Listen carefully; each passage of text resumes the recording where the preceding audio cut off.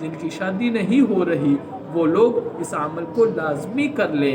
اس 26ویں روزے کو عصر کی نماز کے بعد آپ نے 1000 مرتبہ صلی اللہ علیہ وسلم اور اس عمل کے برکت سے آپ کی دلی خواہش اللہ تعالیٰ پوری فرما دیں گے۔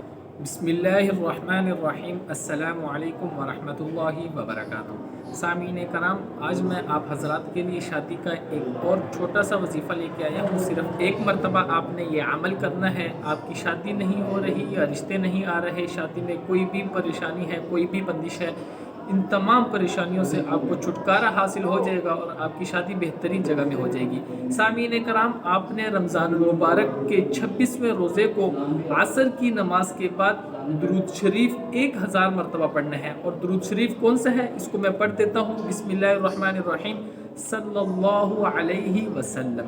اس کو آپ نے عصر کی نماز کے بعد 1000 مرتبہ پڑھنا ہے اور یہ عمل آپ نے 26ویں روزے کو کرنا ہے۔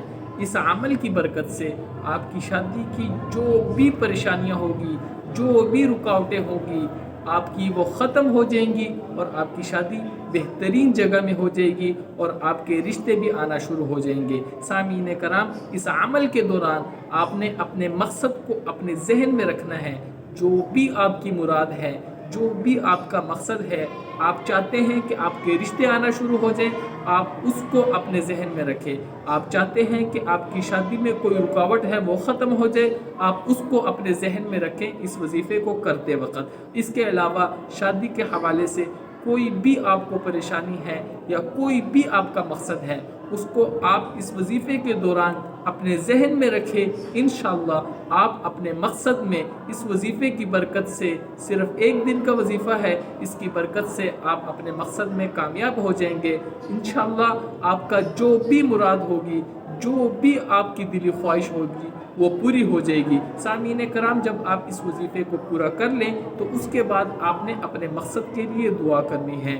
جو بھی آپ کا مقصد ہے، جو بھی مراد ہے، اس کے لیے آپ نے اللہ تعالیٰ سے گڑ گڑا کر دعا کرنی ہے۔ اس دعا کے برکت سے اور اس عمل کے برکت سے آپ کی دلی خواہش اللہ تعالیٰ پوری فرما دیں گے۔ سامعین کرام، میں پھر بتا دوں کہ 26ویں روزے کو عصر کی نماز کے بعد آپ نے 1000 مرتبہ صلی اللہ علیہ وسلم اس کو پڑھنا ہے اور اس کے بعد آپ نے دعا کرنی ہے۔ یہ شادی کے لیے وظیفہ خاص ہے۔